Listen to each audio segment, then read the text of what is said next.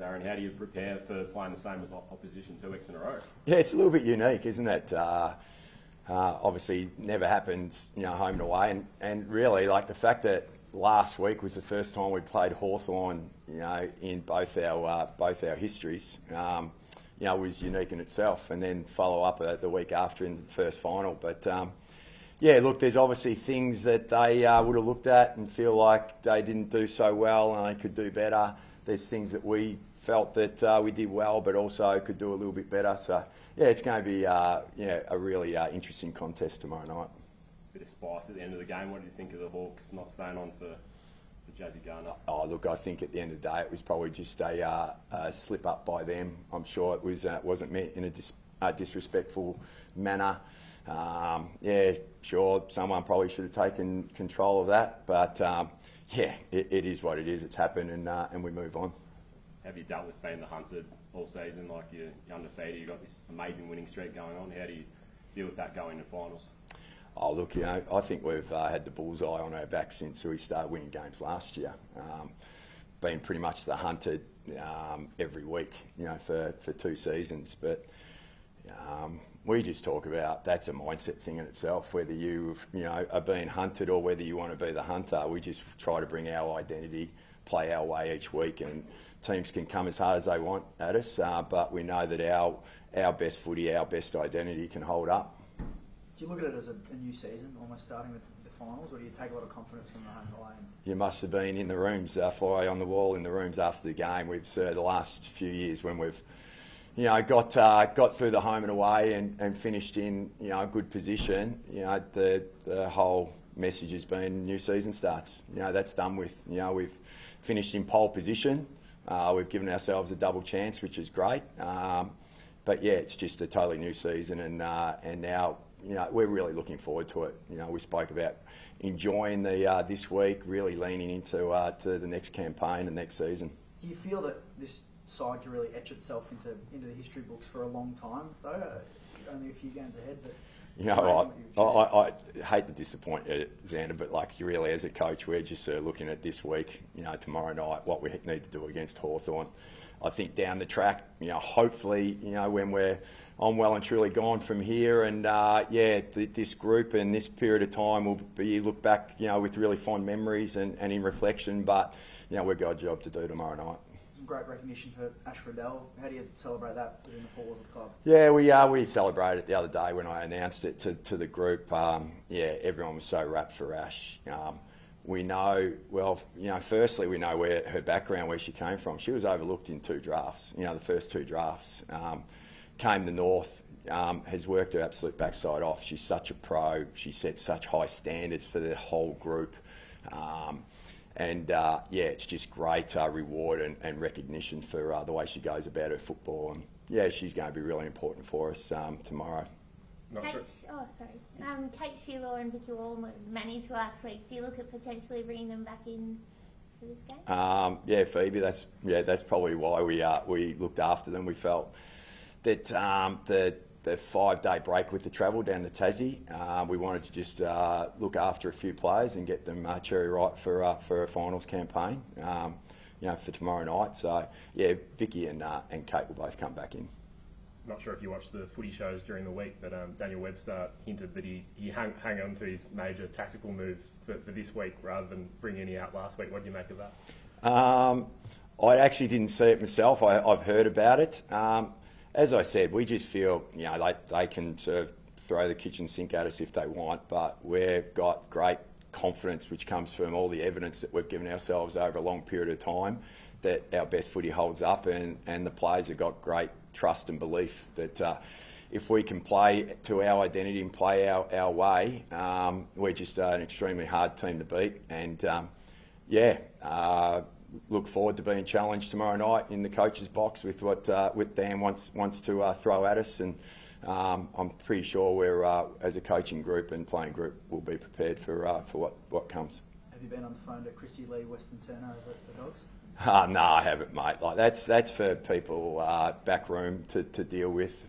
From my perspective, I've just got a job to do as a coach to make sure our group is really focused on on this campaign in particular tomorrow night, and making sure that we're well prepared and we can bring our best football tomorrow night.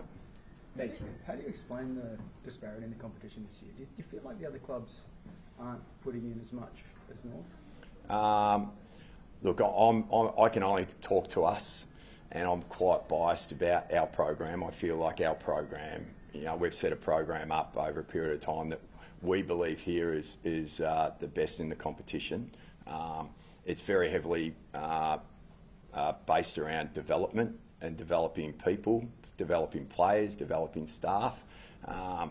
And we just feel that that's really coming to the fore from our perspective. I don't know what happens at other clubs and in other programs, but I'm just really proud of the people in our program, both players and staff, that just turn up, look to get better every day, look to improve, and that's just held us in great stead. To that point, I think you've talked to Braheen after this. She's come in and been extraordinary, but she could have been playing with any other club. Yeah. You've had her for a couple of years, and she's emerged as one of the top players in the club. Just tell us her story. Oh, her story is amazing. I remember going over to Ireland, and we just signed her, so it was actually opportune. I was going over to go and catch up with some of the other Irish girls' families and the players while they were back home. And we signed Blaheem and drove up to a little place called Tempo up in County Fermanagh and had a nice big roast dinner with the family on the Sunday night. Geez, I've never left a place so full in my life, and they certainly fed me well. And to see the growth in Blaheem, it was actually really interesting. Like the first game we played, round one, and she came out, she played really well and kicked a few goals, and there was this maybe a general feeling that we just plucked this player out of County Fermanagh, and all of a sudden that she's just arrived as this talent. She sat in our program for 12 months. She didn't play any AFLW football last year, and she just chipped away, learned her role. We identified a player with certain attributes that could play a certain role for us, and the coaches and the star high performance just kept going to work with her. And then this year in particular, like she came back early from Ireland, has really driven her development and her career, and it's so pleasing to see how well she's done. But it's pretty extraordinary that she can spend a year within your system to make that progress. You're almost better off not playing a game for North than maybe playing for another team. A lot of our young players and developing players, get great education by just training. Like Ruby Tripodi, like the growth in her as a player. Getting to work every training session alongside Jazz Garner and Ash Riddell, in the midfield.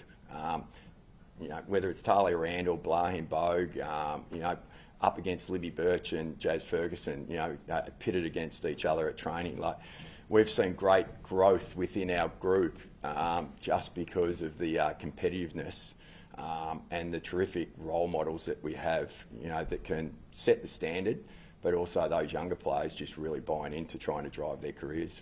The impact of the Irish girls, not just here, but on the AFLW in general, how important has that been for the development of the competition? I think it's been really, for us, it's been super important. I think generally across the whole competition it's been important because of the growth of the competition, happening so quickly, the expansion, and then we had COVID, hit us for a couple of years where, a lot of young players weren't playing footy. There was no structured footy in the pathways.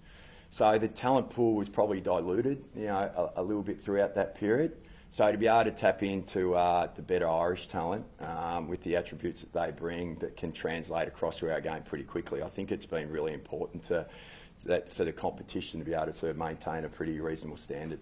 Crocker, the club's had some great crowds this season. Do you have a message for the Roos fans and members that might be considering coming down to Icon Park tomorrow night? Oh, look, well, if you're hesitating on coming down, I wouldn't, because it's going to be so good. I know that the program, our W program, just loves it when we get a heap of supporters there. They talk about it afterwards, and just for the whole club, it would be great to see as many people come down to Icon as possible.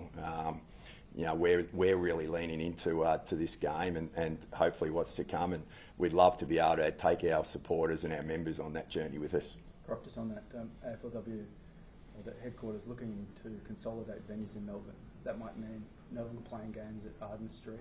Would you be happy to move your full-time home to Hawthorn? That's a good question. I do know that we really enjoy playing here at Arden Street. I know probably from an infrastructure perspective, with no seating and no undercover, it can be a bit tricky,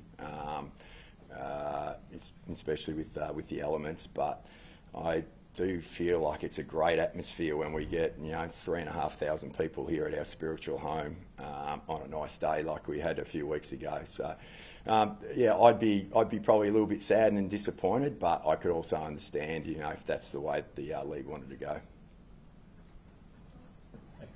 Good on you guys. Thank you. Yeah, thank you.